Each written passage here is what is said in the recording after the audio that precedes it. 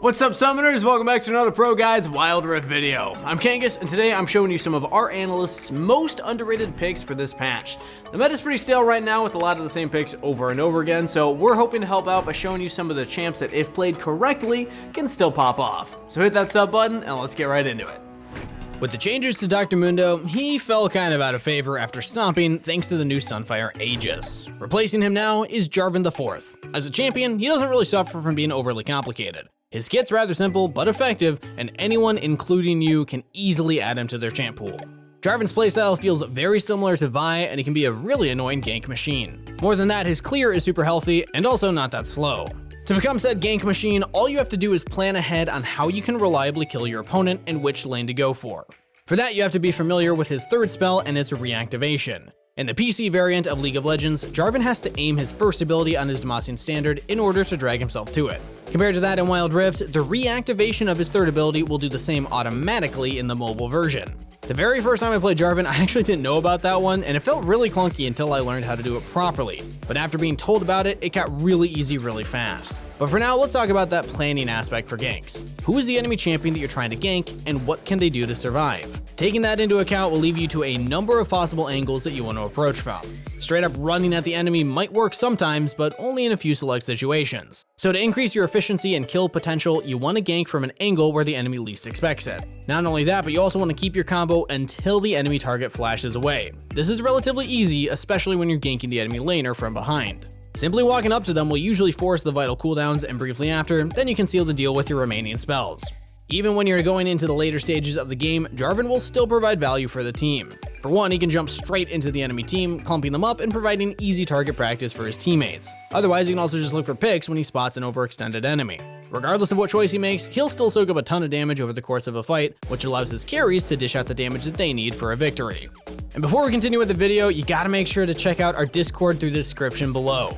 We got events, giveaways, and tons of interaction with the community, including us hosts here on the channel, so go check it out if you want to make some friends. Also, since we're talking about it, make sure to like the video and sub to the channel as well if you haven't already. It always helps us out. Alright, next up on the list is a champion that's rarely seen, but has potential if she's allowed to scale throughout the game.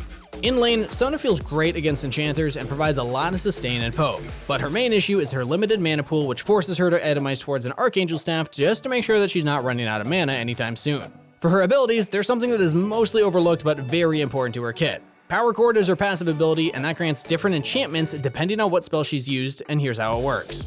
After casting 3 basic abilities, Sona's next attack deals bonus damage. Her first ability's enchantment grants increased bonus damage, which is nice if you're in the need of some extra oomph, and the second ability reduces damage dealt by the target you hit, and not just by a little. That's a 26% damage reduction, plus it scales with your AP, so it's essentially a free exhaust summoner spell. And last but not least, Song of Celerity's enchantment reduces the enemy's movement speed. In case you didn't know about these hidden passives, go check out how much better Sona feels once you actually get the hang of them. The later the game goes, the better Sona can be. She grants her allies insane sustain in and between fights, and in addition to that, she can even stun the entire enemy team if they're out of position, which makes her a champion that you need to fear. Alright, now it's time for our question of the day. Who do you think is the most underrated champion in the Wild Rift? There's a lot of champs that aren't played right now, but I know a lot of you in the Discord try and make them work anyway, so I'm curious what you all think. Let me know in the comments down below. With the recent changes to Diana, the Scorn of the Moon, she's rising a bit in popularity, but is still undervalued as a champion. She received buffs across the board and a major change as to how her attack speed steroid functions. They shifted it from her third spell to her passive, and therefore every time Diana casts a spell, she just receives that buff for the next 3 attacks. Combining this with the damage and cooldown buffs to her kit, it's definitely a change in the right direction. Now, actually sequencing your spells efficiently grants you way more damage in the form of auto attacks. Especially when you're trying to take down structures, you'll really see the benefits of those changes. In lane, the trading pattern is still about the same. Ideally, you want to stack up your passive before you go in, and once it's stacked, you try to tag the enemy with your Crescent Strike. If you're successful, you can dash onto them and then start trading. Keep in mind that every extra bit of damage could make the difference, so you don't want to miss out on that one. If you want to check out Diana and how she works in a very short video, then we got you covered. Check out this 1-minute guide on how to play Diana if you're interested in learning her. And fortunately for you, she got way stronger, so I mean, what are you waiting for? Go play some Diana and let us know how it's going for you. Another champion that was on the throne of supports before but has been kind of forgotten, Lulu received some major nerfs but is still a very viable pick. The goal of a Lulu is to enhance a hyper carry with her spells. As a champion, Lulu is a walking vending machine for combat stats. She can grant your AD carry 40% attack speed and movement speed, and more than 150 bonus magic damage on every single auto attack. That is absolutely insane. More than that, she also keeps her allies nice and safe with her shielding.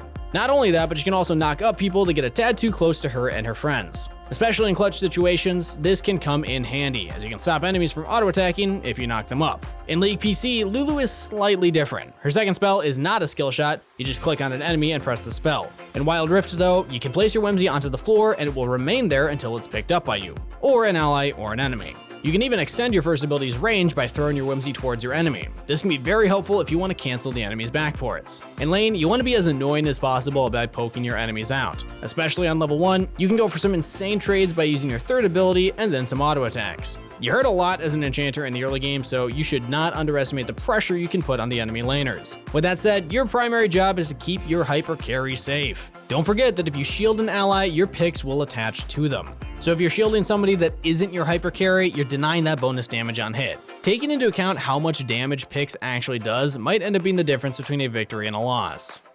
As Janna becomes more and more popular, there's also champions that deal quite well with her. Janna's trademark is her ability to shield herself and allies from damage. In lane, this is easily exploitable to gain massive advantages. However, there are champions that opt into healing rather than shielding.